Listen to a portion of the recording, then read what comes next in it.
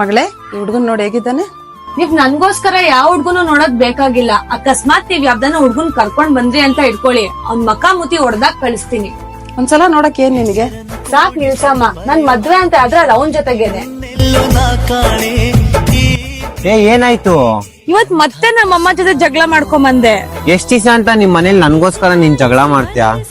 ಯಾರನ್ನಾದ್ರೂ ಒಳ್ಳೆ ಹುಡ್ಗನ್ ತೋರ್ಸುರೆ ನೋಡ್ ಮದ್ವೆ ಆಗಿ ಚೆನ್ನಾಗಿರು. ನೀನ್ ಮುಚ್ಕೊಂಡಿರ್ತೀಯಾ? ನನ್ ಮದ್ವೆ ಅಂತ ಆದ್ರೆ ಅದ್ ನಿನ್ ಜೊತೆಗೇನೆ. ಗೊತ್ತಾಗ್ತದ ಯಾವ ಹುಡ್ಗ ಅಂತ. ನಿನ್ನೆಯಿಂದ ಫೋನ್ ಮೇಲೆ ಫೋನ್ ಮಾಡ್ತಾನೆ ಅವನೇ. ಹೇ, ಕಾಲ್ನ ಪಿಕ್ ಮಾಡಿ ಮಾತಾಡು. ಏನಾದ್ರೂ ಅರ್ಜೆಂಟ್ ಕೆಲ್ಸ ಇರ್ಬೇಕು. ಎಂತ ಹುಡ್ಗನ ನೀನು? ಅಟ್ಲೀಸ್ಟ್ ನನ್ ಮೇಲೆ ಒಂಚೂರು ಡೌಟೇ ಪಡಲ್ಲ ಅಂತೀಯಲ್ಲೋ. ಅಕಸ್ಮಾತ್ ನಾನ್ ನಿಂಗ್ ಮೋಸ ಮಾಡಿದ್ರೆ ಏನ್ ಮಾಡ್ತೀಯಾ?